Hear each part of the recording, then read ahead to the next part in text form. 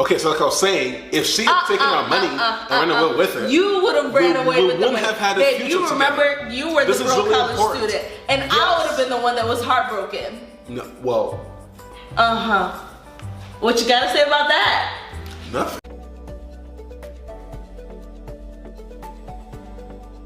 Hi there, my name's Elizabeth. Hey, my name's Ugo. And welcome to another episode of Youthful Vibes, where we bring fun and enlightenment to the journey of youth.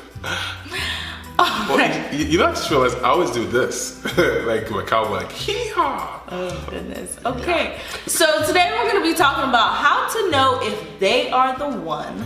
Money edition. Yeah. Because you know I like my green. Hee-haw. Y'all, he's been listening to country music a lot. Oh yeah, that's true actually. So I've taken a new liking life update. Okay, Ugo has taken a new liking to country music, and I've just been country. Yeah. Hee-haw. Goodness. Next Anyway. he's gonna be asking me for some cowboy boots, and the day that happens, And America. And the hat. I don't know what I'm gonna do. I can already play guitar, so she got me a guitar, an acoustic guitar for Christmas. So all thing I need now is just the hat and the boots, and then buy me a horse. Back to the. We're gonna dive right into it, and we're gonna talk about ourselves. We're gonna talk about you, and we're gonna talk about your relationship, whether or not to let them go if they don't fit the financial compatibility aspect. Yes, and before we get into it, as usual, I want to remind you, if you haven't already, please go and grab a copy of Package for Success. And also, don't forget to comment, share, and subscribe. If you haven't done it already, do it now. Okay, so diving right into it. Money, money, money. So the first video that we made in this series of how to know if they're the one, we're gonna link it up there. We talk about financial compatibility being one of the areas that you have to focus on to make sure that you guys are in alignment.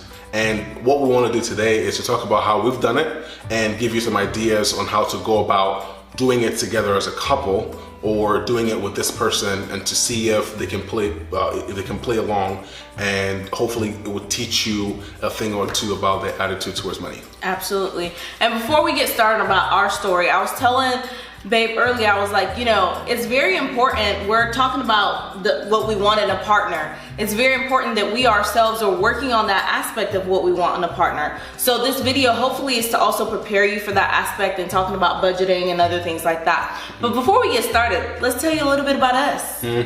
So what we did for ourselves was, I actually remember the day I was driving to my internship at Nissan. I was working at Nissan at the time. I was in grad school, which, if you don't know, meant as an international student then, I did not have a lot of money.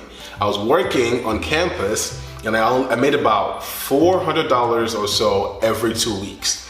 And I was just driving, but I was thinking to myself on my way to my internship, how do I know if this girl who I'm dating, which is her, how do I know her attitude towards money? And I thought a good way to go about it, which was risky, was to open a joint account together and to manage our money together, manage some part of our money together, and to see how each other would go about handling it. Risky because I feel like we were both still building trust. And I was like, first of all, he is African, he's Igbo, and he's international. He could run away with all of our money. Yes, yes, and I was thinking the same thing too. Chick's crazy. Could go to bed one day and wake up and all the money is gone.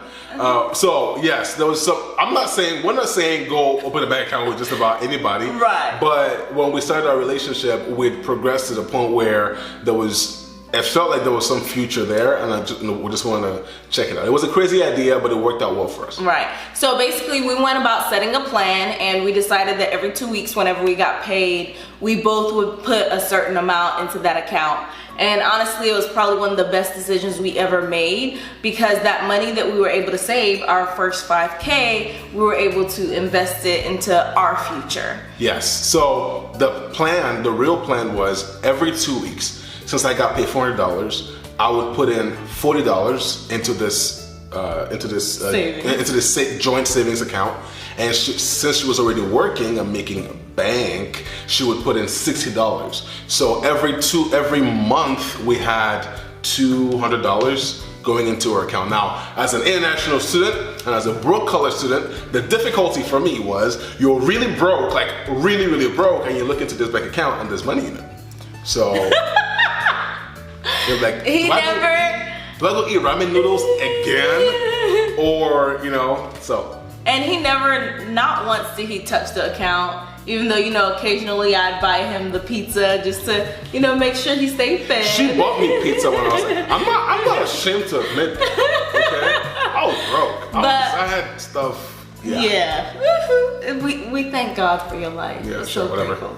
Anyway, but what we're talking about here is our ability to make a plan and stay disciplined and stick to it and be able to reap from it in the future. So you're probably wondering, okay, what does this have to do with how do I know if I found the one? Well, let's talk about you first. What are you doing? How are you budgeting? How are you saving money? How are you preparing for your financial future? Okay, so speaking of budgeting, it still comes down to having some form of a structure around your finances. And then there's this question that the wifey always poses, and that is, are you who you're looking for is looking for? Like, do you have the financial stamina that you're asking for in the other person, the person that you're dating, pretty much? And what we've found is marriages that work, most of the time at least, one person usually has some form of financial structure, like some form of an understanding of finances, and someone who has an inclination to manage money better than the other person. And so the point is, can you guys work together so the person who's weaker can submit to the plan of the stronger person, or you guys can work on the plan together? So what we want to talk about today is working together to put together a plan, like a quick budget structure that's going to help you guys accomplish that and help you determine what's best for your relationship financially. Yes. And also in terms of, one person having structure and the other person possibly not having that much structure, it's important for the person who doesn't have that much structure. Well, it's important for both parties to be open-minded. Because the thing is, we looked at our circle of friends really, and we were just kind of like, looking at the balance of things. And honestly, you can have two parties who are very structured, but to come in together in terms of finances, you need to make sure you're both open-minded so you can mesh that structure to whatever is best for your relationship, whatever is best for your future and your family. Okay, having said that, here's a bit of what we did when we first started dating and what we suggest to be a starting point in setting your budget. So the first bucket that we'll suggest that you have in your budget is tithe. And we say tithe because we believe that as children of God, which we suppose that you are, that you will remember to pay your tithe first. And there's a lot of teaching, there's a lot of things that will go into tithing and making sure that you do it with understanding. But even if you don't fully understand it, it's a good muscle to develop, to give 10% of whatever you make, even if it's $100, to God in tithe. Because if you can't give $10 when you make 100, there's no way you're gonna give 100,000 when you make $1 million. Don't lie to yourself. You're gonna lie. Gosh.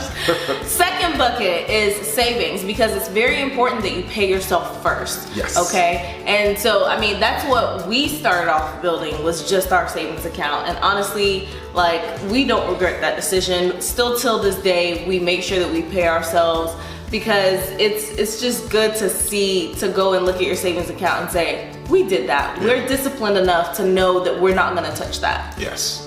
The third bucket is turn up, and we suggest that you put in at least 5% into this bucket. And the reason for that is, you don't wanna turn up from your savings. People make that mistake all the time. You save, and then you turn up one time and your savings go down. Now, how much money do you have? You're making all this money, how much money do you have? You say 0 because you went on a vacation.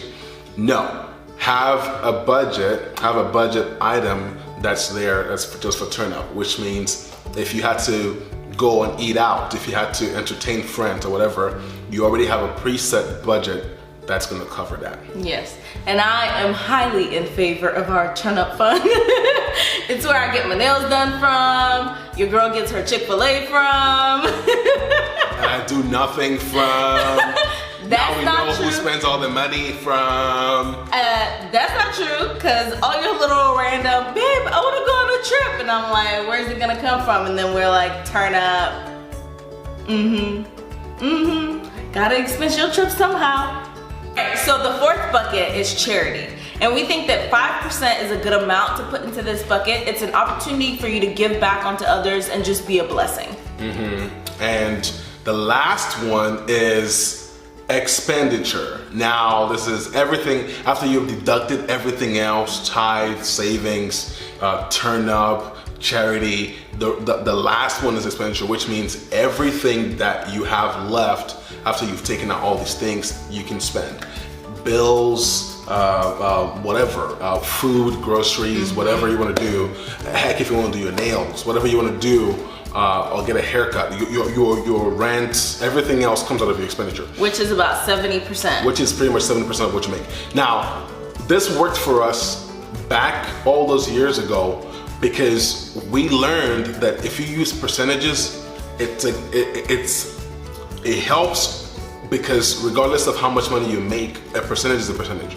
Now you get to a point where 5% of everything you make is a lot, and you can't just turn up with it, because then you turn up endlessly, which I guess is a good thing. But you have to be able to change the percentages over time. Right now, in my honest opinion, I feel like it doesn't matter the amount of money you're making, even if it's $100. What matters the most is that you have a structure in place and that you maintain that structure. Yes. The way that this has been helpful to us is because we use a spreadsheet. I'm a very visual person, so it helps to see when you're plugging in your numbers, how things are changing, where you need to put things. And so I have an amazing husband who is an engineer, and even though he's supposed to be good at math, he still uses a calculator to do basic math, but he works wonders with a spreadsheet. Nobody goes about using abacus anymore. What's 5,000? Is that moving good? No, use calculators. Or Excel. Whatever. But yeah, spreadsheets work wonders, and we found that that's the most, that's the system that works for us the best. There are other tools out there, but spreadsheet has worked for us, so we just stuck with it. Right. The next thing that we do is we have multiple accounts. So you can go to one bank, have one checking account, which will be your expenditure, and then have multiple savings accounts.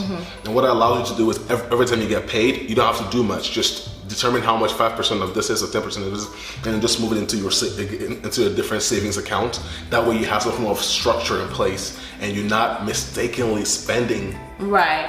And speaking of mistakenly spending savings, we actually have friends and family members that have decided to put their savings in a different bank completely, out of sight, out of mind, and then they just do an automatic transfer. Or you can do it to where when you're doing your direct deposit, your job automatically takes that 5% and puts it into that other bank account for you, because you have that ability. Yeah, and we've also adopted that same method. We have multiple bank accounts just to allow us to move funds around whenever needed. But all in all, make sure that whatever is in your main checking account, which is your expenditure account, whenever you finish spending that, stop spending. You have to discipline yourself to stop spending. I mean, this worked for us when I was making $400 every 2 weeks, and I mean expenses were so high. So it works regardless of the amount. It's just, if you and this person who you're dating can come up with a plan, it doesn't have to be this plan. It doesn't matter. This was what worked for us. Right. It doesn't have to be this plan. It could be any other plan. But have a plan that will allow you guys to talk about money. Because again, money is one of those things that can be a breaker. It could frustrate the life out of your relationship. So the earlier you can talk about it and get it out of the way and get aligned, the better for y'all. Absolutely. And so just some things that you can do to decrease your spending. Y'all, it may break your heart, but I'm telling you, they're super helpful. One, do you really watch your cable? This is not the 90s anymore. Nobody really, and when you think about the 1,000 channels that promise you on cable, and you only watch 2 of the 1,000, then why are you paying $200 for cable? Right. Decrease your subscriptions. Okay, you don't need all the HBO, all the Showtime, all the Stars. You can do away with some of them. Yeah, or partner. Yes. Partner. So we don't pay for everything, but we've got just. You can't say that. Oh yeah. Partner. I not. Create partnerships. Create subscription partnerships. Oops. Okay. The next thing is coffee. Think about just your routine habits, areas you can cut back. Yeah. You know, coffee. Think about the number of times you shop for clothes and shoes and things. Just look for ways to cut back a bit so you can build how much is going into your savings, and then at a later time you can then invest a portion of what's in your savings. But that's a different topic. It's a different subject, a different everything. What matters right now is to know if the person you're with is the one. Talk about money. Yes. That's it. How to know if the person you're with is the one. Money edition. Talk about these things. Please talk about money. It's not a topic to evade and then, you know, find out what happens going to the relationship, going to the marriage, fingers crossed. So talk about it up front and know right now if they're a person worth doing life with long term. Yes. And I'm telling you, talking about money will definitely show someone's true colors. So thank you for watching our video. We hope that it has been informative and helps you figure out if the person you're with is the one for you. For you. Because I mean, think about it. What if she had run away without money in our joint account? Wouldn't have gotten together. I'm the one that should have been worried. He would have taken the money and gotten the plane to Africa. Go to bed. And I would have been trying to figure out. Nigeria. Okay, like I was saying. Anyway, I was trying to do this outro. Comment, subscribe, like, share this video. And if you would like to see more videos like these, or if you would like to let us know an area of how to know if they are the one, like just hit us up in the comments, DM us, and until next time. Okay, so like I was saying, if she had taken our money and ran away with it, you would have ran away with the money. Have had a Babe, future you remember together. you were the This is broke really college important. student, and I would have been the one that was heartbroken. No, well,